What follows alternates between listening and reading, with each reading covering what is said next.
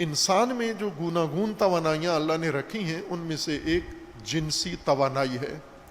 شہوت میں اور جنسی توانائی میں فرق ہے. شہوت پہلے ایک اور اصطلاح کی وضاحت میں کہا تھا کہ ہوائے نفس جس کو قرآن نے کہا ہے ہوا، اور شہوت عموماً ہم اردو دیکھتے ہیں، اردو ترجمے قرآن کے اور تفسیریں ہوا کا ترجمہ خواہش کرتے ہیں، شہوت کا ترجمہ خواہش ہے، اور شہوت ہوائے نفس سے ہٹ کر ہے.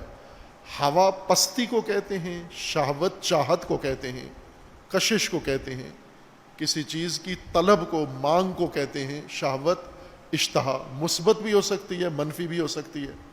آپ کو جو اچھی چیزیں چاہیے تو یہ اشتہا ہے، اگر کوئی غلط چیز کی بھی خواہش ہے، چاہت ہے، تو یہ اشتہا ہے. ہوا پستی کو کہتے ہیں، گری ہوئی چیز، گری جو انسان کو نیچے گرا دے، گھٹیا چیز کو ہوا کہتے ہیں، یا جو انسان کو گھٹیا بنا دے اسے ہوائے نفس کہتے ہیں. یہ اصطلاحات استعمال بے شک کریں جیسے رائج ہیں، لیکن سمجھتے ہوئے کہ ان کا حقیقی معنی کیا ہے.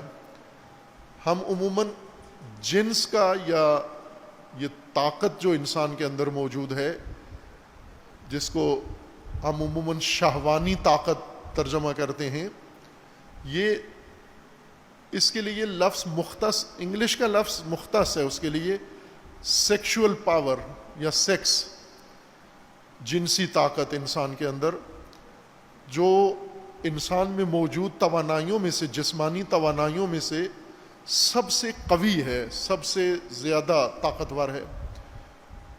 اور جیسا پہلے بیان کیا تھا کہ اللہ تبارک و تعالیٰ نے انسان کی ساری ضرورتوں کو لذت کی پیکنگ میں بند کر کے انسان کے اندر رکھا ہے، لذتوں کے لفافے میں پیکنگ کی ہے ان کی.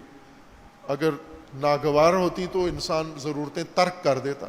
جیسے کھانے سارے لذیذ ہیں، لذت ہے تو لذت کی خاطر ہی ہم کھاتے ہیں، لیکن کھانا مقصد اس کا لذت نہیں بلکہ غذائیت ہے اور پرورش ہے انسان کے جسم کی.